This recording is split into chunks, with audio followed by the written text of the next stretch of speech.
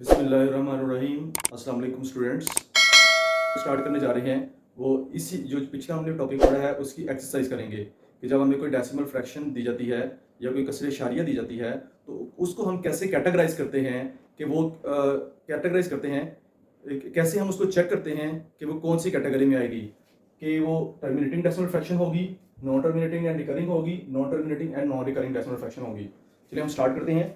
अभी हम इसी टॉपिक से रिलेटेड एक्सरसाइज करेंगे। तो आपका पेज नंबर 3 है, आर्टिकल नंबर 1.1.2। अब एग्जांपल दी हुई है 1/4।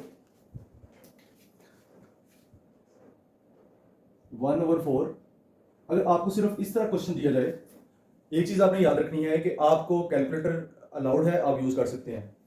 तो अगर आपको इस तरह कॉमन फ्रैक्शन दी जाए और पूछा जाए कि बताएं ये रैशनल है या इररेशनल है, क्वेश्चन ये होगा, आपको इस तरह एक फ्रैक्शन दी जाएगी और पूछा जाएगा बताएं ये रैशनल है या इररेशनल है। तो एक चीज तो ये है, आपने इधर ये सेट, जब भी ये क्वेश्चन पूछा जाएगा आपने एक तो ये सेट लिखना है 0 +-1 +-2 +-3 up to so on, positive infinity negative infinity दोनों ही इसमें आएंगे, ठीक है।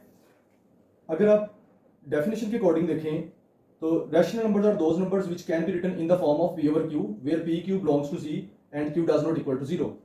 ये दोनों जो चीजें हैं ये बिलोंग कर रही हैं Z से और Q 0 के इक्वल नहीं है, इट मीन्स कि रैशनल नंबर है। ओके, दूसरी इसकी करने की, इसको चेक करने की प्रॉपर्टी क्या है, आपने इसको डिवाइड करना है तो आपके पास आंसर आएगा 0.25।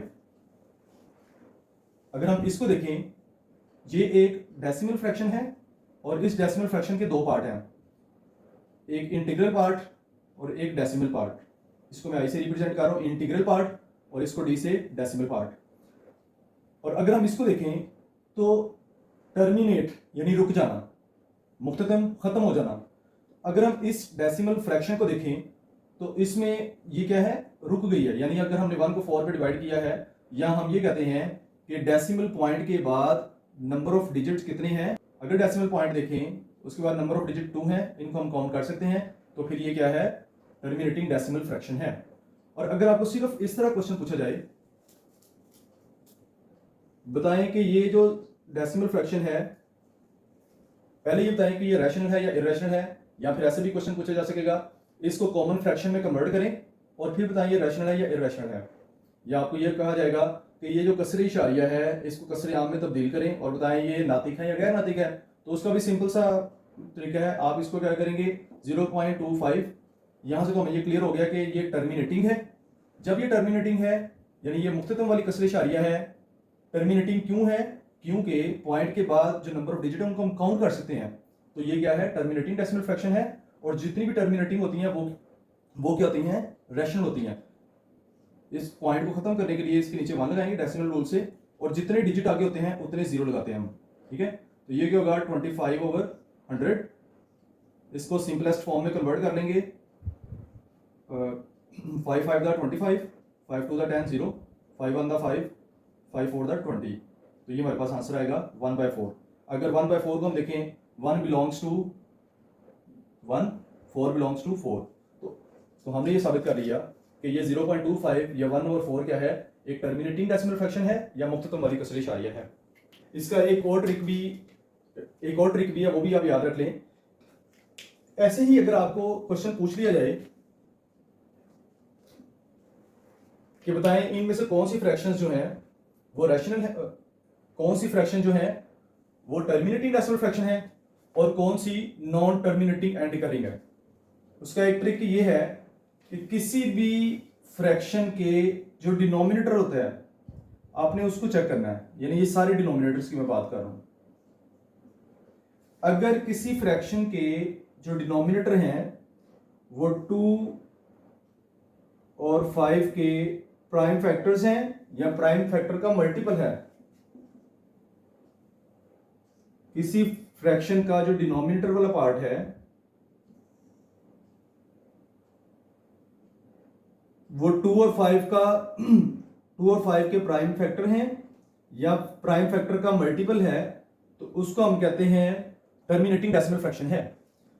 इसके अलावा जितनी वो तमाम डिनोमिनेटर जो 2 और 5 का 2 और 5 के प्राइम फैक्टर ना हो और ना ही उनका मल्टीपल हो, वो क्या कहलाती हैं? Non terminating and recurring decimal fractions कहलाती हैं। ये एक सिंपल सा ट्रिक है, आपसे पूछा ऐसे क्वेश्चन पूछा जा सकता है कि बताएं 2 और 5 के प्राइम फैक्टर्स या उनका जो मल्टीपल है, अगर किसी फ्रैक्शन की जो डिनोमिनेटर है वो 2 और 5 के प्राइम फैक्टर्स या उनका मल्टीपल हो, तो ऐसी तमाम कॉमन फ्रैक्शंस को हम कहते हैं कि वो टर्मिनेटिंग डेसिमल फ्रैक्शन है। और जो 2 और 5 के प्राइम फैक्टर्स ना हो और ना उनका मल्टीपल हो, तो वो सारी की सारी क्या होती हैं? Non terminating and recurring decimal fractions होती हैं। फॉर एग्जांपल 1 तो वैसे ही रैशनल नंबर है, या इसको हम टर्मिनेटिंग डेसिमल फ्रैक्शन कहते हैं। अगर हम 2 को देखें, 2 is a prime factor, that's why we say that 1/2 is a terminating decimal fraction. यानी आपको सॉल्व करने की जरूरत नहीं, आप ऐसे भी बता सकते हैं। अगर हम 3 को देखें तो 3 2 और 5 का प्राइम फैक्टर भी नहीं है और ना इनका मल्टीपल है, तो 3 किस में चला जाएगा? नॉन टर्मिनेटिंग एंड रिकरिंग में। 4 को देखें तो 4 के हम प्राइम फैक्टर अगर करें तो 4 की प्राइम फैक्टराइजेशन 2/2, तो इसके 2/2, यानी मैंने क्या कहा था कि किसी फ्रैक्शन का जो डिनोमिनेटर है वो 2 और 5 एज ए प्राइम फैक्टर हो या इनका मल्टीपल हो, तो फिर वो कौन सी होंगी? टर्मिनेटिंग। उसके अलावा सारी क्या होंगी? Non terminating and recurring decimal fraction. अब आपको अगर इस तरह एक कॉमन फ्रैक्शन दी जाए 1/3, तो पूछा जाए बताएं ये रैशनल है या नहीं है, ये नातिक है या नहीं है, तो हम देखेंगे 1 बिलोंग करता है जी से, 3 बिलोंग करता है जी से, तो हम कहेंगे ये रैशनल है और नातिक है। अगर ये रैशनल है और नातिक है तो ये कौन सी डेसिमल फ्रैक्शन है? तो अगर हम इसको सॉल्व करके देखेंगे, आप कैलकुलेटर से या जैसे मैंने प्रोसेस बताया था, तो अगर हम इसके डेसिमल पार्ट को देखें, ये वाला पार्ट जो है, एक तो ये नॉन टर्मिनेटिंग है, नॉन टर्मिनेटिंग जो रुक नहीं रहा, रिकरिंग, इसमें 3 का जो डिजिट है वो बार बार रिपीट कर रहा है। तो ऐसी तमाम फ्रैक्शंस जो नॉन टर्मिनेटिंग हो और रिकरिंग हो, वो सारी की सारी भी क्या होती हैं? रैशनल कहलाती हैं। ठीक है, R4 रैशनल। ठीक है, ये भी रैशनल है। वैसे तो R4 रियल नंबर होता है, मैं इसको स्मॉल r में लिख देता हूं। ये भी रैशनल है और ये भी क्या है? रैशनल। जितनी भी टर्मिनेटिंग डेसिमल फ्रैक्शन होती हैं, नॉन टर्मिनेटिंग डेसिमल फ्रैक्शन होती हैं, या जितनी भी मुख्ततिम वाली कसर शाही होती हैं या गैर मुख्ततिम और मुतवाली होती हैं, वो सारी की सारी क्या होती हैं? रैशनल होती हैं। अगर हम 1/6 को देखें, 1 belongs to Z, C belongs to Z, it means ये रैशनल है या नातिक अदद है। और अगर इसके डेसिमल पार्ट को देखें, नॉन टर्मिनेटिंग है और रिकरिंग यानी रिकर कर रहा है। अगर हम इसको देखें 1/6, तो 1/6 क्या है? 1 belongs to C, 6 belongs to C, इसका मतलब है ये रैशनल है या नातिक है। और अगर हम इसके डेसिमल पार्ट को देखें तो ये कंटिन्यू है डिवीजन का प्रोसेस, या एक तो ये हो गया नॉन टर्मिनेटिंग, यानी जो खत्म नहीं हो रहा है, ना रुकने वाला ना खत्म होने वाला, और उसमें एक ब्लॉक ऑफ डिजिट जो है, 2 डिजिट का जो ब्लॉक है वो बार बार रिपीट कर रहा है। तो जब दोनों प्रॉपर्टीज इस डेसिमल पार्ट में मौजूद हैं, तो वो क्या है? Non terminating and recurring. उसको अगर हम 22/7 को देखें तो ये रैशनल और नातिक अदद है, क्योंकि 22 बिलोंग करता है जी से, 7 बिलोंग करता है जी से। और अगर इसके डेसिमल पार्ट को देखें तो ये ब्लॉक ऑफ डिजिट 6, इसमें 6 डिजिट्स जो हैं वो बार बार रिपीट कर रहे हैं। एक तो ये नॉन टर्मिनेटिंग हो गया और एक ये कर रहा है रिकर कर रहा है। इसका मतलब ये है ये भी क्या है? रैशनल नंबर है। वो तमाम डेसिमल फ्रैक्शंस जो ना ही रुकने वाली हो, यानी टर्मिनेट ना हो, टर्मिनेट, नॉन टर्मिनेट यानी जो ना रुकने वाली हो, और ना ही उनमें कोई नंबर ऑफ डिजिट रिपीट कर रहा हो। तो पाई का हमने कंसेप्ट पा लिया था, ई का भी पा लिया था, और √2।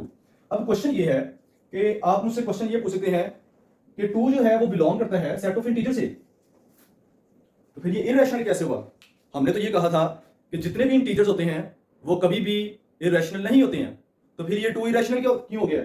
इसका कंसेप्ट ये है कि कुछ एक्सप्रेशंस मैथमेटिक्स में, कुछ एक्सप्रेशंस ऐसे होते हैं जो इंटीजर्स को इरैशनल बना देते हैं।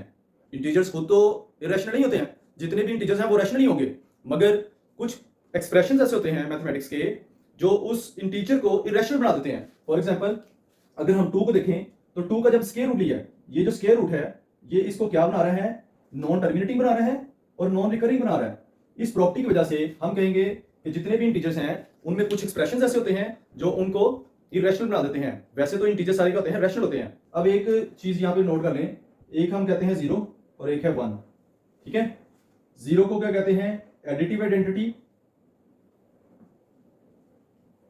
एडिटिव आइडेंटिटी, और 1 को हम क्या कहते हैं? Multiplicative identity. 0 को हम कहते हैं ये जमी जाती आंसर है, और 1 को हम कहते हैं ये ज़रबी जाती आंसर है। एडिटिव आइडेंटिटी या जमी जाती आंसर क्यों कहते हैं? क्योंकि किसी भी नंबर को जब 0 में जमा किया जाए तो उसकी प्रॉपर्टी किसी भी नॉन जीरो नंबर को जब जीरो में जमा किया जाए तो उसकी प्रॉपर्टी चेंज नहीं होती, वो वैसे का वैसे ही रहता है। 0+1 1, 0+2 2, 0+-1 -1। तो हम ये देख रहे हैं कि जीरो में कोई भी real number, non zero real number add या सब्ट्रैक्ट कर रहे हैं तो हमारे पास वो नंबर वैसे का वैसे ही रहता है। ये -1 को मैं इसमें ऐड कर रहा हूँ, ठीक है, तो इसकी मल्टीप्लिकेशन की प्रॉपर्टी से ये माइनस हो जाए। तो -1 को जब ऐड कर रहा हूँ या किसी भी नंबर को जीरो में ऐड करते हैं वो वैसे का वैसे रहता है, उसमें कोई फर्क नहीं पड़ता। तो इस वजह से जीरो क्या है, एक एडिटिव आइडेंटिटी है या जमी जाती आंसर है। और किसी भी नंबर को अगर किसी भी नॉन जीरो नंबर को 1 से मल्टीप्लाई किया जाए वो भी वैसे का वैसे ही रहता है, उसमें कोई फर्क नहीं पड़ता। तो इसलिए 1 को हम क्या कहते हैं, ये मल्टीप्लिकेटिव आइडेंटिटी है, ठीक है। -4 से करके देख लेते हैं, -4। 1 से हम जिस भी नंबर को मल्टीप्लाई कर रहे हैं, नॉन जीरो नंबर को, यानी जो जीरो ना हो, क्योंकि जीरो की अपनी प्रॉपर्टी है, वो हर नंबर को जीरो बना देता है जब मल्टीप्लाई करते हैं। जब जीरो में कोई real number, non zero real number add करते हैं तो वो वैसे का वैसे ही रहता है। या अगर हम जीरो को भी ऐड कर लें तो वो भी वैसे का वैसे ही रहेगा, 0+0 = 0, ठीक है। तो हम ये कहेंगे कि जीरो में किसी भी रियल नंबर को ऐड करें वो वैसे का वैसे ही रहता है, उसमें कोई चेंज नहीं होती। इस वजह से जीरो क्या है, एडिटिव आइडेंटिटी है या जमी जाती आंसर है। इसी तरह 1 जो है उसके साथ कोई भी नॉन जीरो रियल नंबर जो जीरो ना हो, जीरो के अलावा, ठीक है, किसी भी रियल नंबर को मल्टीप्लाई करें वो वैसे का वैसे रहता है, उसमें कोई फर्क नहीं पड़ता। इसलिए 1 क्या है, मल्टीप्लिकेटिव आइडेंटिटी या जरबी जाती आंसर है। अब क्वेश्चन ये होगा कि प्रूफ करके दिखाएं कि ये कैसे रैशनल है। अब क्वेश्चन आपसे ये पूछा जाएगा कि ये साबित करें कि ये कैसे एक नातिक अदद है या रैशनल नंबर है। तो इसको सॉल्व करने के लिए आपने डेसिमल शिफ्टिंग रूल आपने याद रखना है। जब भी हम डेसिमल को शिफ्ट करते हैं फ्रॉम लेफ्ट टू राइट, किसी भी डेसिमल फ्रैक्शन में आपने डेसिमल पॉइंट को जब मूव करना है लेफ्ट साइड से राइट साइड पे तो 10 से मल्टीप्लाई करना है,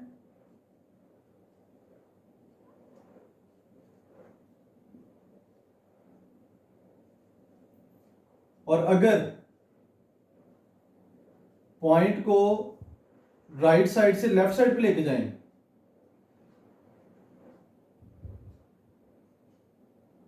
तो 10 से डिवाइड करना होता है, ठीक है।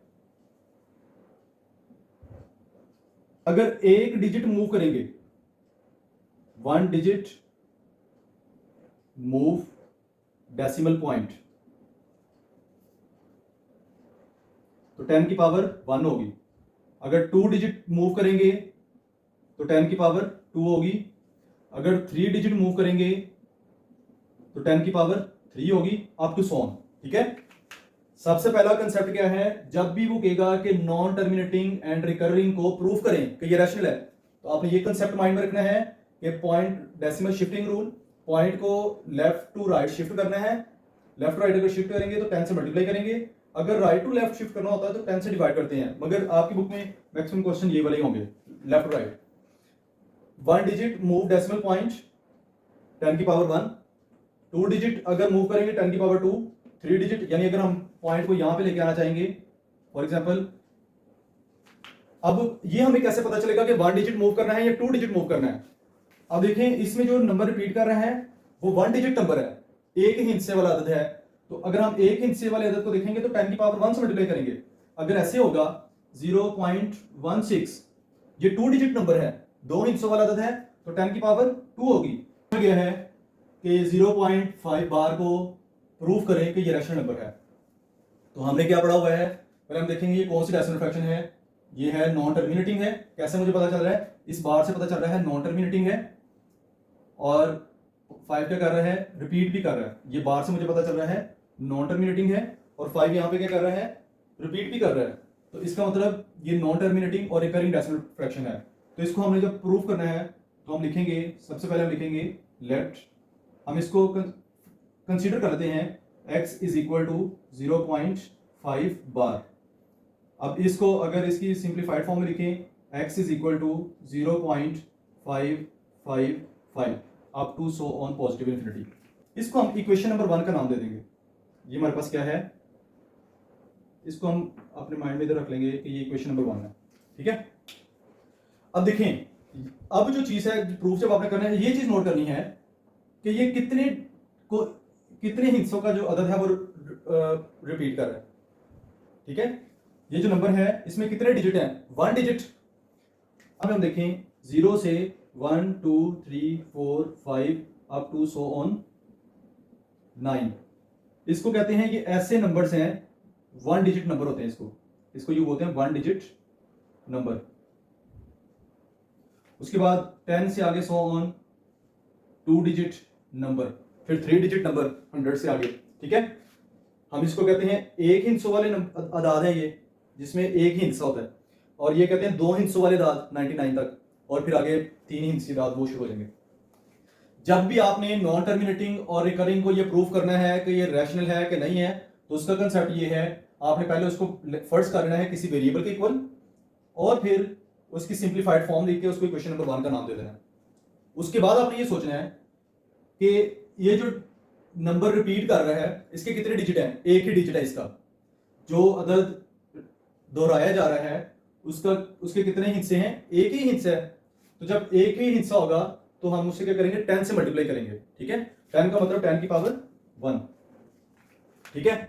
10 से मल्टीप्लाई करेंगे, और 10 से मल्टीप्लाई क्यों करेंगे, क्योंकि हम पॉइंट को एक डिजिट ही आगे मूव करवाएंगे, ठीक है। पॉइंट को हम क्या करेंगे, एक डिजिट ही आगे मूव करवाएंगे, इसलिए अब हम क्या करते हैं, इसको ये पॉइंट कैसे मूव होगा, मैंने ये कहा था लेफ्ट टू राइट मूव करते हैं, 10 से मल्टीप्लाई करेंगे, तो हम लिखेंगे मल्टीप्लाइंग बोथ साइड्स बाय 10, दोनों साइड्स को 10 से हम मल्टीप्लाई कर रहे हैं, तो ये आएगा 10 multiply by x is equal to 10 multiply by 0.555 up to so on, ठीक है। मल्टीप्लाई करने के बाद ये बन जाएगी 10x इज इक्वल टू, अब जब हमने इसको मल्टीप्लाई, आपने कैलकुलेटर से मल्टीप्लाई कर रहे हैं, जब मल्टीप्लाई करेंगे तो ये डेसिमल खत्म हो गई, ये इस तरह बन जाएगी 5.555 अप टू सो ऑन, ठीक है। ये हमारे पास इक्वेशन नंबर 2 आ जाएगी। आप इसको इससे मल्टीप्लाई करेंगे, वैसे तो इसका वो प्रोसेस है डेसिमल पॉइंट खत्म करना, वो लेंथी हो जाएगा जरा, आपने कैलकुलेटर से डायरेक्ट इसको मल्टीप्लाई करना है, तो ये देखें ये 0.5 से जब मल्टीप्लाई करेंगे तो खुद ब खुद ये पॉइंट इधर को मूव कर जाएगा, ये 5.5। एक चीज आपने याद रखनी है, अगर आपने पॉइंट के बाद यहाँ पे 3 डिजिट लिए हैं तो 3 रखने हैं, 4 5 आप जितने मर्जी रख सकते हैं, मगर मैंने इसको 3 रखा ताकि कैलकुलेशन इजी हो आपको। बाय सब्ट्रैक्टिंग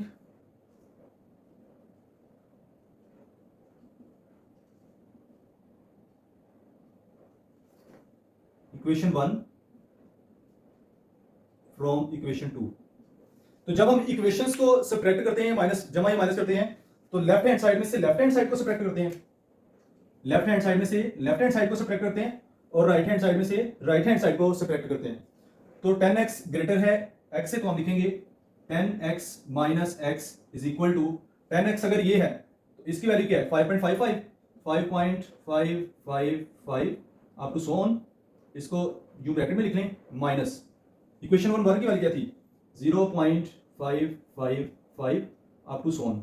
अगर हम इनको देखें तो ये आएगा 9x इज इक्वल टू, आप कैलकुलेटर से डायरेक्ट डिवाइड करेंगे तो आपके पास आंसर आ जाएगा। मैं इसको यूं ही इधर जब मैंने माइनस किया तो ये डेसिमल वाला पार्ट सेम है, तो ये कट जाएगा, तो 5 में से 0 जाएंगे तो यहाँ पे क्या आ जाएगा 5 ही आ जाएगा, तो हम लिखेंगे x इज इक्वल टू 5/9।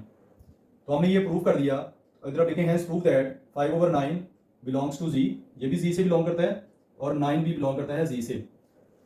तो हमने ये कहा था rational numbers are those number which can be written in the form of p over q where p q belongs to z and q does not equal to 0।